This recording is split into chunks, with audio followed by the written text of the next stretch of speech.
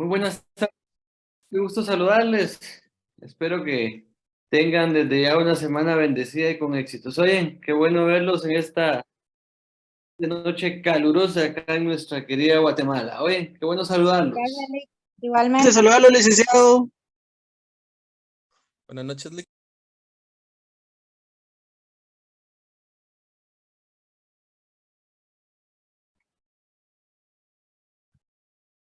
A los oye, mis amigos. Fíjense que por ahí les...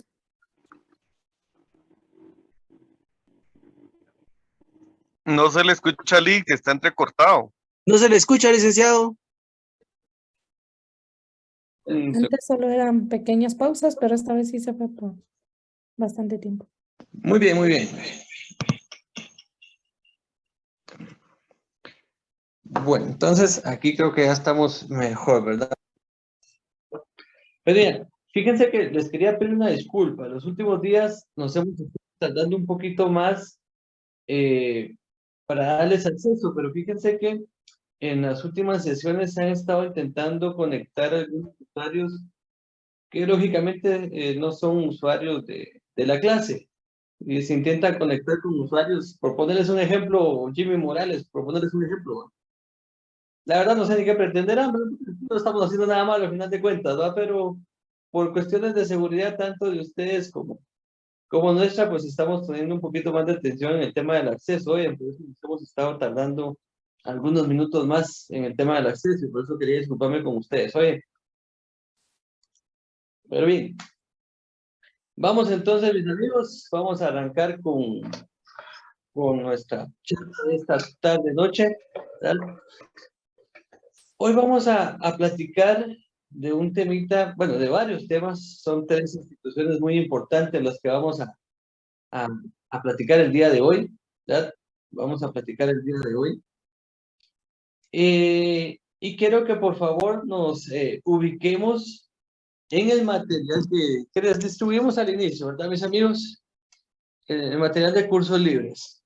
Que dicho sea de paso, ya lo vamos a actualizar también, oye, por ahí les vamos a hacer llegar ya la última versión. Este fue realmente un ejercicio que realizamos, ¿verdad? Un ejercicio que realizamos ya hace algunos años, cuando este servidor de ustedes tuvo a bien empezar a dar clases en el programa de cursos libres universitarios de rectoría, ya por el 2014-15.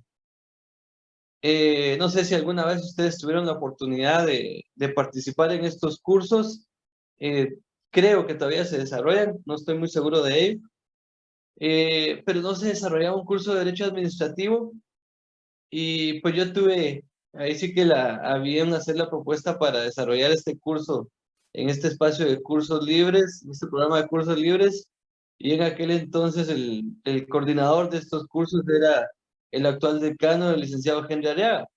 Y de ahí pues empezamos adelante a trabajar muchos otros proyectos que nos han permitido pues estar en algunas esferas de incidencia. Por eso les digo que ya va a ser necesaria una actualización, pero nos sirve de mucho, mis amigos. Yo espero que les haya servido de mucho, de verdad. Pues bien, mis amigos, vamos a empezar a platicar acerca de pues un tema bastante importante, una institución bastante importante, muy polémica quizás en los últimos años, ¿verdad? Durante mucho tiempo esta institución estuvo al mando de una sola persona durante 3 periodos consecutivos, es decir, más o menos 15 años, ¿verdad? Dirigida por una persona, que dicho sea de paso, pues es un docente titular de esta facultad. Pero realmente la función de esta institución resulta ser muy importante y en especial en países como el nuestro, en el cual aún se puede decir que estamos en vías de desarrollo, en vías de dejar atrás muchas situaciones o muchas circunstancias que hicieron que nuestra historia como país fuera muy marcada por conflictos de todo tipo, políticos, armados, etcétera. Y esta institución resulta muy importante. Y hablamos precisamente de la Procuraduría de los Derechos Humanos. Fíjense, mis amigos, que la Procuraduría de los Derechos Humanos es una institución que realmente se encarga de la defensa de los derechos humanos. Y aquí entonces, mis amigos, tenemos que hacer una pequeña remembranza, ¿verdad? Recordar un poquito cursos anteriores, allá creo que fue en el tercer y cuarto semestre, donde ustedes miran este curso de Derechos Humanos. Y tenemos que hacer entonces ese recuerdo, ¿verdad, mis amigos? De cuáles son los derechos humanos, para empezar, ¿no? El derecho a la vida, a la integridad, a información, etcétera, ¿verdad? Muchos derechos que fueron establecidos después de la Revolución Francesa, ya en 1789 más o menos, y que instituciones como esta en nuestro país, como les mencionaba, resultan importantes para darle seguimiento al cumplimiento de estos temas, principalmente por parte del Estado, ¿verdad? Principalmente por parte del Estado. Realmente la institución de los derechos humanos, ¿verdad? Esa parte de velar por el cumplimiento de los derechos humanos, por supuesto también por el cumplimiento de la Constitución y de todas las leyes que garantizan los derechos humanos en nuestro país. Asimismo también, ¿verdad? A supervisar las actuaciones de la administración pública. ¿Qué quiere decir con esto? Quiere decir que la Procuraduría de los Derechos Humanos, ¿verdad? No solo se va a encargar de ver de que no se estén violando derechos que sean mínimos, sino que también puede de cierta manera fiscalizar a la administración pública, ¿verdad? Para ver si Link, están se te fue el cumpliendo audio, perdone. con su cometido, para ver si están cumpliendo con su cometido. Y la idea de que esta institución se encargue de cierta manera de fiscalizar, ¿verdad? De fiscalizar, pues es para que estos derechos o garantías mínimas sean cumplidos y respetados por el Estado a cabalidad. Y me refiero entonces a temas como educación, como salud, como seguridad, ¿verdad? Que son temas que desarrolla o que tiene el Estado la obligación de brindarnos a nosotros esos servicios públicos, pero de cierta medida también la Procuraduría de los Derechos Humanos le exige, ¿verdad?, al Estado mismo, no solo al Ejecutivo, sino que al Estado en general, el cumplimiento de estos derechos como tal. Para platicar un poquito más del tema, es necesario que nos vayamos entonces a la Constitución Política de la República y en especial, mis amigos, al artículo 273. Artículo 273. No sé si alguien nos podría apoyar dándole lectura al artículo 273, por favor, de la Constitución. Un gusto, licenciado. Adelante, Eric. Comisión y Procurador de Derechos Humanos. Perdón. Artículo 273. Comisión de Derechos Humanos y Procurador de la Comisión. El Congreso de la República designará una Comisión de Derechos Humanos formada por un diputado por cada partido político representado el correspondiente periodo. Esta comisión propondrá al Congreso 3 candidatos para la elección de un procurador, que deberá reunir las calidades de los magistrados de la Corte Suprema de Justicia y gozará de las mismas inmunidades y prerrogativas de los diputados al Congreso. La ley regulará las atribuciones de la Comisión y del Procurador de los Derechos Humanos a que se refiere este artículo. Muchas gracias, mi estimado Eric. La Pues orden. bien, cuando platicamos del tema de la Procuraduría de los Derechos Humanos y del Procurador, es necesario que hagamos ese énfasis en la Comisión de Derechos Humanos, ¿verdad?, del Congreso de la República. Cuando se elige el Procurador de los Derechos Humanos, la Comisión de los Derechos Humanos es la que se encarga de realizar la convocatoria respectiva, de recibir los expedientes, de evaluarlos, y luego de ello, ¿verdad?, y luego de ello presentar una nómina al Congreso de la República, al Pleno del Congreso de la República, para que en este Pleno se designe a la persona, ¿verdad?, que se va a encargar de dirigir la Procuraduría de los Derechos Humanos. De dirigir la Procuraduría de los Derechos Humanos.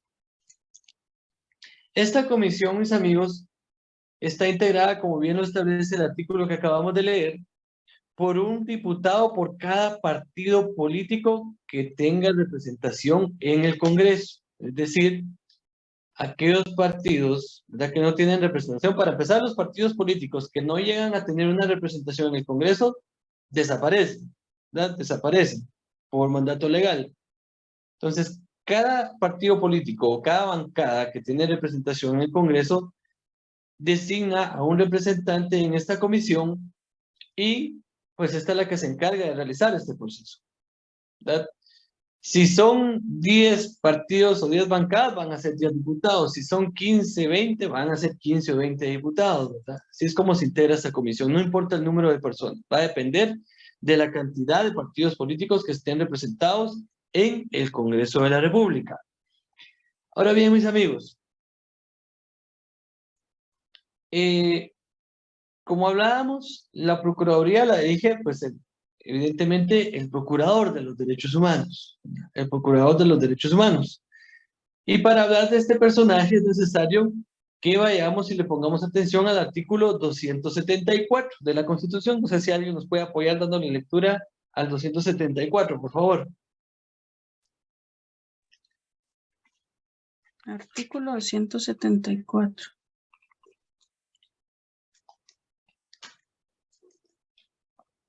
Adelante, Enea. Perdón, gracias. Artículo 274. Procurador de los Derechos Humanos. El Procurador de los Derechos Humanos es un comisionado del Congreso de la República para la defensa de los derechos humanos que la Constitución garantiza. Tendrá facultades de supervisar la administración, ejercerá su cargo por un periodo de 5 años y rendirá informe anual al Pleno del Congreso, con el que se relacionará a través de la Comisión de Derechos Humanos. Muchas gracias, Nea. Bien, acá entonces, mis amigos, ya empezamos a pues ver algunos aspectos o algunos requisitos mínimos para poder optar al puesto o al cargo de Procurador de los Derechos Humanos, ¿verdad? Para empezar, como bien lo establece el artículo 274, el Procurador resulta ser un comisionado del Congreso de la República, ¿verdad? Es un comisionado, es decir, el Congreso de la República le designa la función de esa fiscalización y de, pues, dar seguimiento al cumplimiento de los derechos humanos, ¿verdad? Aparte de ello, establece que tendrá facultades de supervisar la administración, que era algo de lo que platicábamos anteriormente, ¿verdad? Y además, ¿verdad?, el periodo para el cual es electo, ¿verdad?, es para un periodo de 5 años, ¿verdad? Es para un periodo de 5 años, ¿verdad, mis amigos? Es para un periodo de 5 años. El Procurador de los Derechos Humanos debe rendir un informe al Congreso de la República, ¿verdad? Al Pleno del Congreso una vez al año, ¿verdad? Y este lo realizará a la Comisión de los Derechos Humanos. Él llega, presenta su informe a la Comisión de los Derechos Humanos y luego la Comisión lo traslada al Pleno del Congreso. Regularmente en el Pleno del Congreso ya no asiste el Procurador, solamente a la Comisión, ¿verdad? Como bien lo establece este artículo. Y ya en el Pleno del Congreso, pues prácticamente es de oficio que se conoce.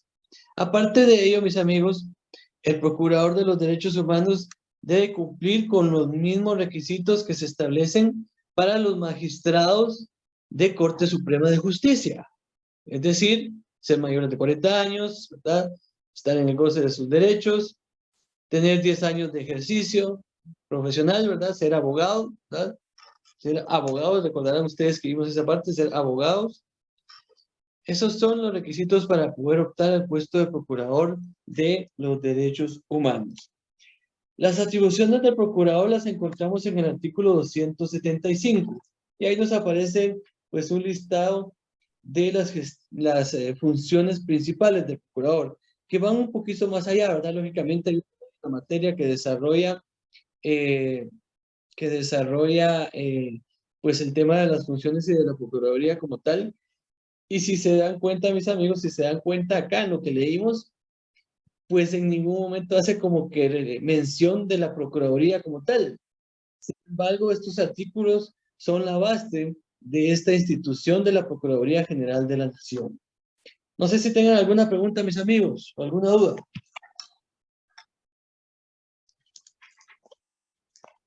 Oh, claro, Lick.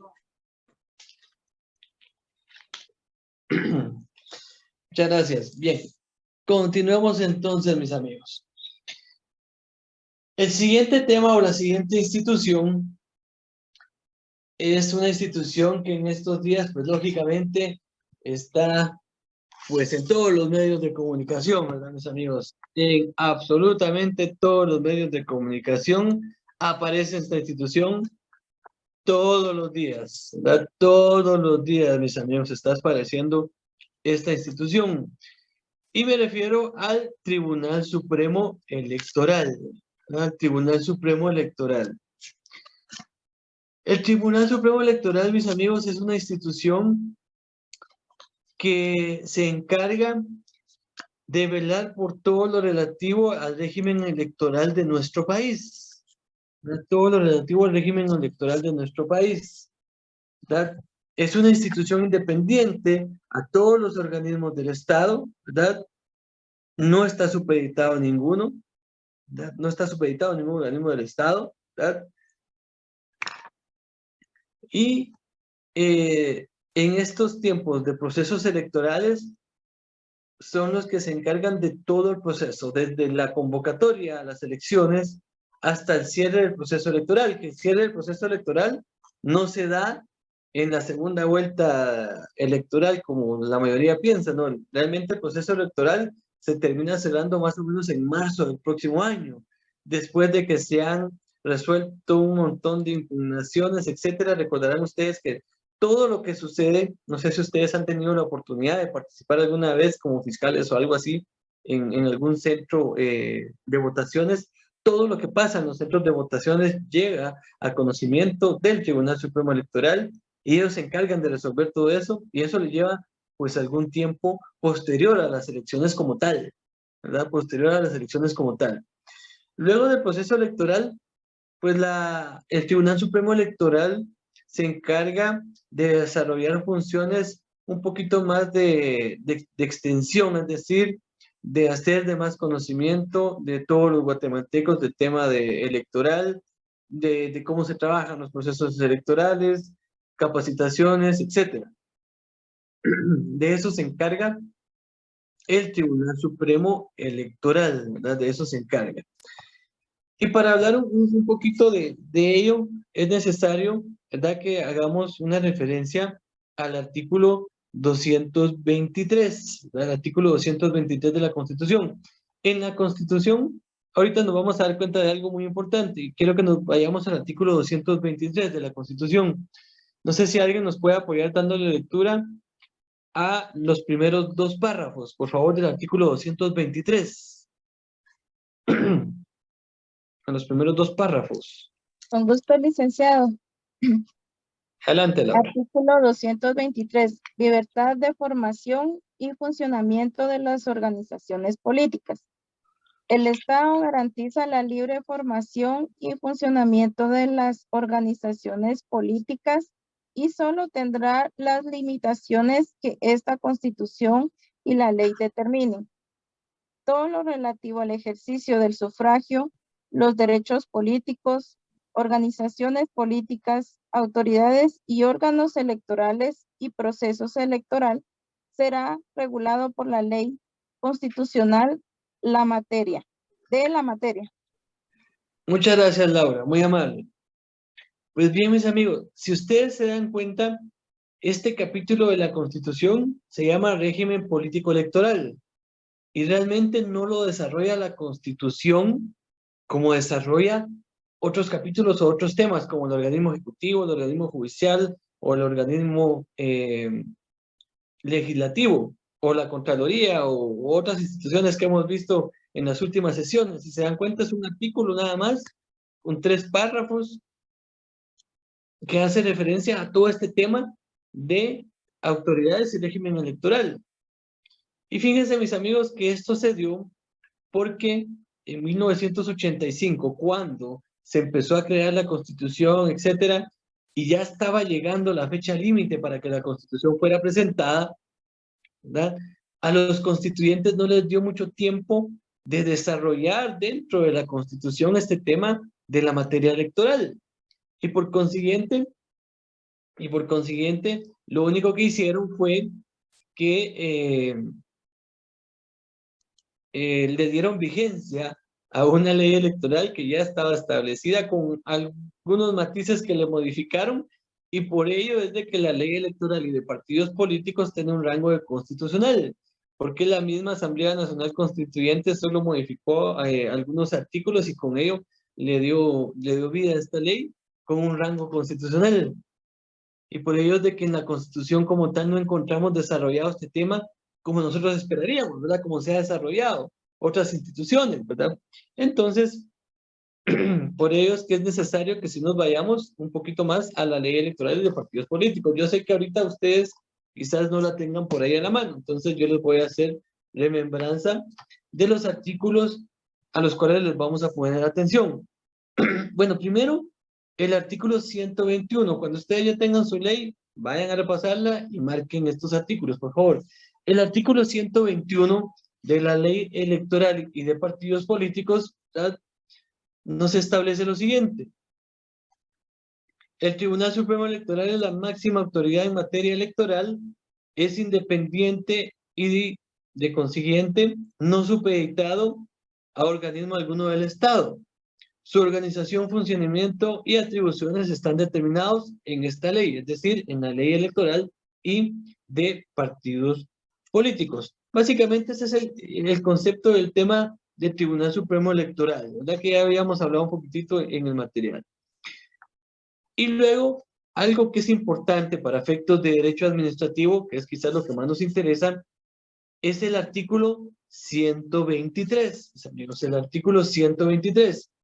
El artículo 123 establece lo siguiente. Integración. El Tribunal Supremo Electoral se integra con 5 magistrados y 5 magistrados titulares y 5 magistrados suplentes, electos por el Congreso de la República con el voto favorable de las 2/3 partes del total de sus miembros, ¿verdad? De una nómina de 40 candidatos propuesta por la Comisión de Postulación, ¿verdad? Y durarán en sus funciones 6 años. Esto es bien importante, miren mis amigos. Regularmente hemos visto que en las instituciones, ¿verdad?, que hemos conocido en sesiones anteriores, las autoridades duran en sus funciones 4 años. En la institución que vimos anteriormente, ¿verdad?, el Procurador de Derechos Humanos dura 5 años. Y ahorita, el Tribunal Supremo Electoral, que es la institución que estamos viendo, duran en sus funciones 6 años. Si se dan cuenta, hubo un cambio ahí en el tema de autoridades. Esto se dio porque originalmente había instituciones a las cuales la Asamblea Nacional Constituyente consideró dejarlos con un periodo de funciones de 5 años o de 6 años. Sin embargo, ¿verdad? Sin embargo, al final optaron por dejar por 4 años muchas instituciones o las funciones de las autoridades en muchas instituciones. Pero esto es importante que le pongan atención, mis amigos. El Procurador de los Derechos Humanos dura en funciones 5 años y los magistrados del Tribunal Supremo Electoral duran en funciones 6 años. Para todo lo demás, mis amigos, son 4 años. Para todo lo demás son 4 años. Eso anótenlo por ahí porque es muy importante, mis amigos, que no nos perdamos. Aparte de ello, pues, acá nos establece el artículo que acabamos de leer, que se integra una comisión de postulación para designar, ¿verdad?, para designar a los magistrados de este Tribunal Supremo Electoral. Por ahí en la ley encontraremos nosotros cómo se integra esta comisión de postulación también, ¿verdad?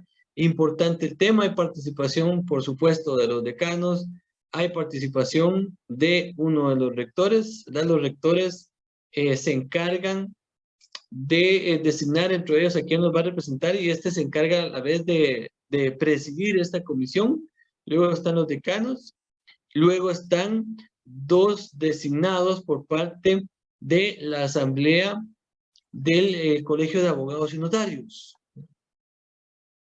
Así es como se integra esta comisión.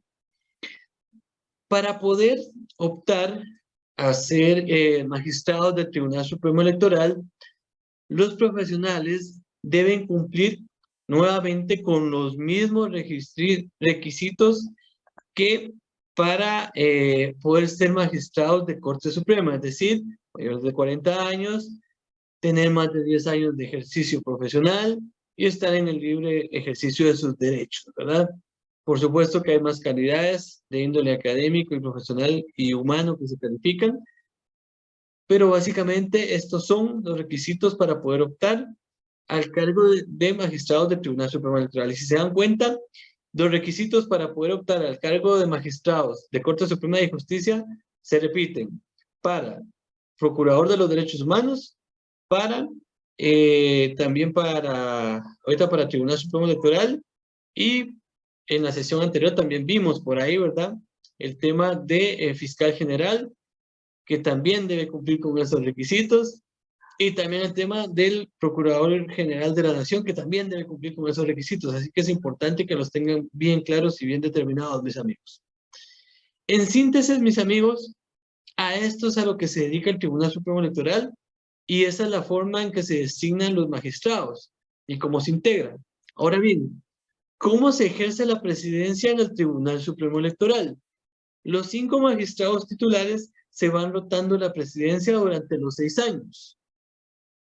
En un periodo igual, que es más o menos de 1 año, 2 o 3 meses, que cada uno dura en el ejercicio de la presidencia, y el orden lo determina la edad de cada uno de ellos, de mayor a menor edad. Es decir, el de mayor edad ocupa la presidencia de primero, luego el que le sigue, luego el que le sigue, y así sucesivamente, ¿verdad? Hasta llegar al 5º magistrado titular, ¿verdad? Que de menor edad para ocupar la presidencia, ¿verdad? Así es como se designa el ejercicio de la presidencia dentro del Tribunal Supremo Electoral, ¿verdad? Dentro del Tribunal Supremo Electoral.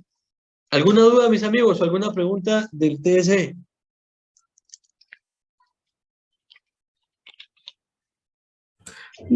Licenciado, buenas tardes. Tengo una duda. Digamos, la Junta Electoral, digamos, donde está Distrito Central y departamentales, esos son designados por el Tribunal Supremo Electoral, pero ¿cuál es la función de ellos? La función de la Junta Electoral, bueno, sí, es correcto. Primero, es correcto. El Tribunal Supremo Electoral es el que designa a cada Junta Electoral. Recuerden de que hay varias juntas. Hay una municipal, es decir, por cada municipio. Hay una departamental, ¿verdad? Entiendo que hay una regional. Y luego, pues ya todo pasa al Tribunal Supremo Electoral. La función de ellos es encargarse del tema de la organización y ejecución de las votaciones. Y cuando existe alguna impugnación, esta impugnación, ¿verdad? Cuando existe alguna impugnación en alguna mesa, primero se le hace saber al encargado del centro de votación, luego del encargado del centro de votación a la Junta Electoral Municipal, esta a la departamental, y así sucesivamente hasta que llega al Tribunal Supremo Electoral. De eso básicamente se encarga la Junta Electoral, de conocer procesos, de conocer inscripción también de candidatos, voy a hacer en el tema de los municipales, de todo eso se encarga, porque realmente pues el registro de ciudadanos, imaginen ustedes, es una sola persona, el registrador, ¿verdad? Menuda tarea tendría el registro de ciudadanos para inscribir a todas las personas que quieren ser candidatos. Entonces, en todo ese tipo de actividades es que las juntas electorales colaboran para desarrollar las actividades y que las elecciones se puedan desarrollar en los tiempos establecidos por parte del Tribunal Supremo Electoral. No sé si está ahí más claro, estimado Donny. Sí, gracias, Lic. Muy bien, mis amigos. Continuemos entonces. Ahora vamos a conocer un poquito más una institución de la cual nosotros también oímos bastante a cada rato. Tuvimos a bien conocer quizás un poquito acerca de ello o de esta institución allá en nuestro ya lejano 2º año de carrera cuando vimos Derecho Constitucional y Derecho Procesal Constitucional, ¿verdad? Y me refiero al tema de la Corte de Constitucionalidad, mis amigos. de la Corte de Constitucionalidad. La Corte de Constitucionalidad, como bien ustedes tuvieron a bien conocer, nosotros tenemos un sistema ni cerrado ni abierto, sino que tenemos un sistema mixto en materia de constitucional, es decir, teníamos un organismo judicial y aparte una Corte de Constitucionalidad que es independiente de, ¿verdad? Que a pesar de que es Corte, no integra el organismo judicial, pero se encarga de velar porque la Constitución se cumpla de manera adecuada, Realmente, por definición, ¿verdad? Es un tribunal de jurisdicción privativa. ¿Por qué de jurisdicción privativa? Porque solo va a conocer cuestiones de materia constitucional. Lamentablemente en nuestro país, ¿verdad? Lamentablemente en nuestro país, tendemos a que todo lo volvemos constitucional, ¿verdad? Tendemos a que todo lo volvemos constitucional. Si tenemos cierta violación laboral, lo volvemos constitucional, penal igual, administrativo igual, civil igual, ¿verdad?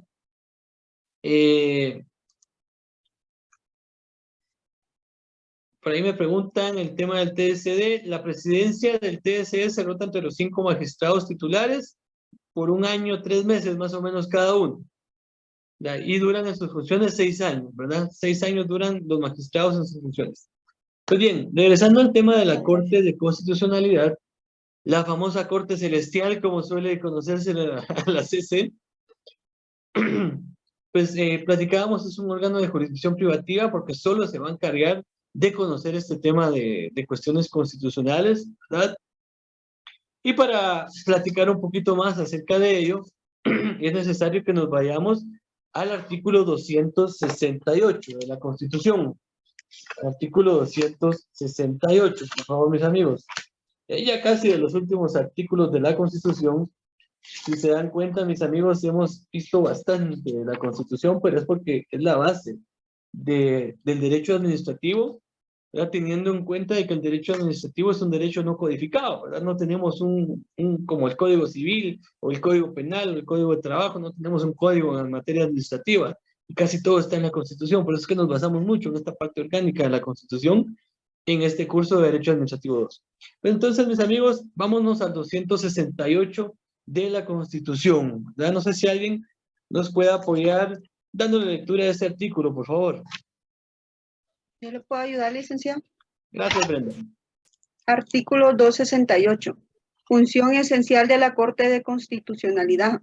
La Corte de Constitucionalidad es un tribunal permanente de jurisdicción privativa, cuya función esencial es la defensa del orden constitucional.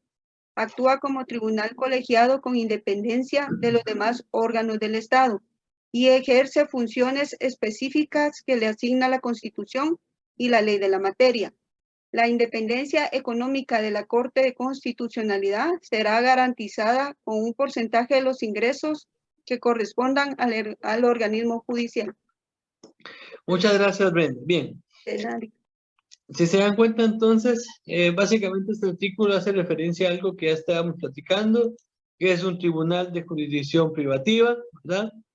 Cuya función esencial es la defensa del orden constitucional, ¿verdad? No depende de ningún otro organismo del Estado, ¿verdad? Es independiente del organismo ejecutivo, del organismo legislativo, del organismo judicial, es independiente de la misma Corte Suprema de Justicia, ¿verdad? ¿Cómo funciona económicamente? Dentro del presupuesto general de ingresos y egresos del Estado se le asigna un porcentaje al organismo judicial.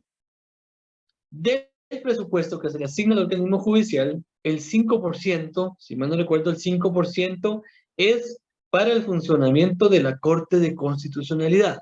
Parecería poco, pero en realidad sí es bastante, teniendo en cuenta de que la Corte de Constitucionalidad no es tan grande, ¿verdad? No es tan grande en cuestión de personal ni físicamente como el organismo judicial, ¿verdad? No es tan grande. Entonces, realmente la Corte tiene, pues, digamos, un presupuesto bastante ad hoc para poder realizar pues sus funciones como tal, ¿verdad? Sus funciones como tal. Cuando hace referencia a la Constitución, a que las funciones de la Corte las va a desarrollar la misma Constitución, y la ley de la materia se refiere a la ley de amparo, constitucionalidad y de exhibición personal. A esa ley se refiere, que esa ley ustedes pudieron conocerla un poquito más en su curso de Derecho Procesal Constitucional, ¿verdad? Por ahí se recordarán ustedes de ese curso y por ahí vieron un poquito más de ese tema de esta ley. Sin embargo, ¿verdad? Sin embargo, hay unos aspectos que es importante que platiquemos. Primero, ¿cómo se integra la Corte de Constitucionalidad? ¿Cómo se integra la Corte de Constitucionalidad? En el artículo 269, que es el siguiente, nos establece la integración de la Corte de Constitucionalidad. Y nos establece que se integrará con 5 magistrados titulares, ¿verdad? Cada uno de los cuales tendrá su respectivo suplente, ¿verdad? Y cuando se conozca de asuntos de inconstitucionalidad en contra de la Corte Suprema de Justicia, del Congreso de la República, del presidente o del vicepresidente de la República, el número de sus integrantes se elevará a 7, escogiéndose los otros 2 magistrados por sorteo dentro de los suplentes, ¿verdad? Son asuntos específicos en los cuales la misma Constitución está estableciendo de que deben haber otros 2 integrantes dentro de los 5 suplentes, ¿verdad? Por sorteo, para conocer ciertos asuntos. ¿Quiénes designan a los magistrados, verdad? ¿Quiénes designan a los magistrados de la Corte de Constitucionalidad? Es decir, ¿cómo se integra la Corte? Primero, ¿verdad? Primero, ¿verdad? Designa un magistrado el Pleno de la Corte Suprema de Justicia. Es decir, los 13 magistrados que integran la Corte Suprema de Justicia se reúnen y designan a un magistrado por parte de ese Pleno. Luego, un magistrado por el Pleno del Congreso de la República. Un magistrado por parte del Pleno del Congreso de la República. ¿Y qué es el Pleno del Congreso de la República? Es la reunión de los diputados en número suficiente para tomar una decisión, ¿verdad? Eso es el Pleno. Eso es lo que se conoce como Pleno del Congreso de la República. Luego también un magistrado propuesto por el presidente de la República en Consejo de Ministros. Ya ustedes, ya platicamos qué es el Consejo de Ministros, ¿verdad? Y si se dan cuenta aquí, hay una función también muy importante del Consejo de Ministros, ¿verdad? Que es la designación, ¿verdad? De un magistrado titular y suplente para la Corte de Constitucionalidad. Luego un magistrado por parte del Consejo Superior Universitario, por parte del Consejo Superior Universitario. Y ustedes dirán, bueno, ¿qué tiene que ver la universidad con la Corte de Constitucionalidad? Igual que un montón de lugares en donde aparece la universidad, nuestra querida universidad. Realmente, cuando se desarrollaron muchas leyes y en especial la Constitución, se pidió la opinión, ¿verdad? En muchos casos, de letrados o conocedores de la materia de la universidad, específicamente, ¿verdad? Lógicamente, de nuestra facultad. Y por ello es de que se consideró darles espacio de participación a la universidad como tal, por encargarse del tema del desarrollo de la academia y por velar principalmente por este tipo de aspectos. Por eso es que tenemos esa participación tan importante. Aparte de la designación de un magistrado titular y suplente a la Corte de Constitucionalidad, también tenemos iniciativa de ley, imagínense ustedes. Algo que no se tienen, muy pocas instituciones tienen. Nosotros como universidad sí la tenemos, ¿verdad? Nosotros como universidad sí la tenemos. Pues bien, y el último magistrado titular y suplente es designado por la asamblea del Colegio de Abogados. Es decir, el Colegio de Abogados realiza una convocatoria de asamblea, llegan todos y designan a quien va a ser magistrado titular y suplente por parte del Colegio de Abogados. Ahí tenemos entonces los 5 magistrados titulares y los 5 magistrados suplentes. La Corte de Constitucionalidad, es decir, los magistrados, duran en sus funciones 5 años. Anótenlo, mis amigos, márquenlo. 5 años. 5 años duran en sus funciones. Y la presidencia de la Corte se va rotando de igual manera que en el Tribunal Supremo Electoral, es decir, 1 año por cada magistrado, iniciando por el magistrado de mayor edad hasta el magistrado de menor edad. Y los requisitos para poder ser magistrados a la Corte de Constitucionalidad los establece el artículo 270, el artículo 270. Ser guatemalteco de origen, abogado colegiado, ¿verdad? Abogado colegiado. Y aquí algo bien curioso, mis amigos, porque si es abogado, en el colegio de abogados, cuando se realiza la convocatoria para designar a quién va a ser magistrado, el colegio realiza la convocatoria a nivel general, es decir, a todos los que están agremiados en el colegio. Y aquí mucho se ha dicho, ¿verdad?, de que quizás, con el respeto que se merecen las demás profesiones, quizás no deberían tener participación en esta elección. Ya será cuestión de que con el tiempo se vayan dilucidando este tipo de dudas, ¿verdad, mis amigos? Pues bien, digamos, ser de reconocida honorabilidad. Y aquí otro requisito muy especial, el cuarto, tener por lo menos 15 años de graduación profesional. 15 años de graduación profesional. Aquí ya no son 10, ¿verdad? Igual que en la Corte Suprema, igual que en Ministerio Público, igual que en Procuraduría General de la Nación, igual que en Procurador de los Derechos Humanos, ¿verdad? Igual que en Tribunal Supremo Electoral. No, aquí ya son 15 años de ejercicio profesional.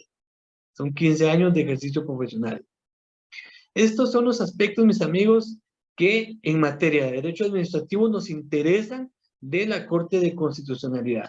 El tema de sus funciones, que está en el artículo 272, pues es importante que ustedes lo lean, pero para cuestiones de derecho administrativo no los vamos a entrar a conocer tan de lleno. Ya ustedes las conocieron en su momento oportuno cuando desarrollaron sus cursos de Derecho Constitucional y de Derecho Procesal Constitucional.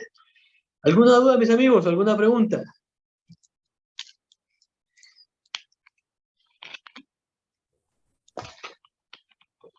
Dudas o preguntas, mis amigos, yo los escucho.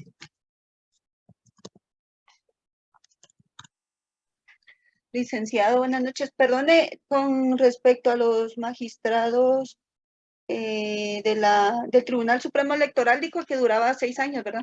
Correcto, 6 años, 6 años. Y de la Corte de Constitucionalidad, 5 años. 5 años. Miren, la idea de que los magistrados del Tribunal Supremo Electoral duren en funciones 6 años es para que puedan conocer 2 procesos electorales, ¿verdad? Uno y otro, ¿verdad? Uno y otro. Esa es la idea, que puedan llegar a conocer 2 procesos electorales. Adelante, mi estimado Fernando Villatoro. ¿Qué tal, Lick? Perdone, solo una duda, nada que ver con la cátedra, pero sí es de interés. ¿Cuándo estarán las notas? Disculpe. Según yo ya se las habían publicado, pero entonces ahorita mismo vamos a ver qué pasó y si no, en el transcurso de la noche se las publicamos hoy. Gracias, Lick. Buenas noches. Perdón, otra consulta. Adelante. Es que mencionó de que por qué pues la USAC estaba involucrada en este caso de la Corte de Constitucionalidad y así, pero no escuché, perdón. Es porque la universidad tuvo mucha participación en el desarrollo de muchas leyes, especialmente luego de que se inició la era democrática, como se le suele llamar, después de 1985. Por ello de que se le dio mucha participación a la universidad y se consideró de vital importancia que siguiera participando en algunos procesos muy importantes para el país, muy importantes para el país. Gracias, Lick. Por ahí don Sergio nos pregunta, requisitos para el Procurador de los Derechos Humanos. Bueno, lo que platicábamos, ¿verdad? Mayor de 40 años de edad, tener más de 10 años de ejercicio profesional y hallarse en el libre ejercicio de sus derechos civiles y políticos. ¿Alguien más, mis amigos? ¿Alguna otra duda?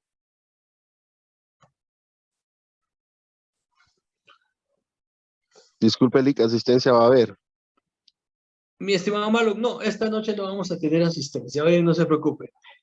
Ahora estamos cumpliendo con ese tema, por eso estamos un poquito más relajados, por lo menos en estas sesiones, por lo menos en estas sesiones. Gracias, licenciado. 7:56, 57, yo les doy un par de minutos para que se tomen su cafecito y su panito antes de iniciar el otro curso. El próximo día jueves, pues ya no tenemos clase, ¿verdad? Así que espero que disfruten su descanso y de repente nos miramos el viernes ahí en el desfile UFO. Lick, una pregunta. Una pregunta. Adelante, mano. Disculpe, ¿cuándo empieza el feriado para la universidad? ¿Desde qué día? Fíjense que de manera oficial el día jueves. Este jueves. Este jueves. Ok, Porque licenciado. sí, todavía Muchas gracias. Muchas gracias, Lick. Bendiciones, Muchas Lick. Le gracias. agradezco mucho. Buenas noches, Lick. Estamos hasta el 11. Hasta el 11, hasta el 11. Ok. Gracias, licenciado. Buenas noches. Buenas noches, Lick. Buenas noches, Gracias, licenciado. Feliz noche. Feliz noche, Gracias, licenciado. licenciado. Sí.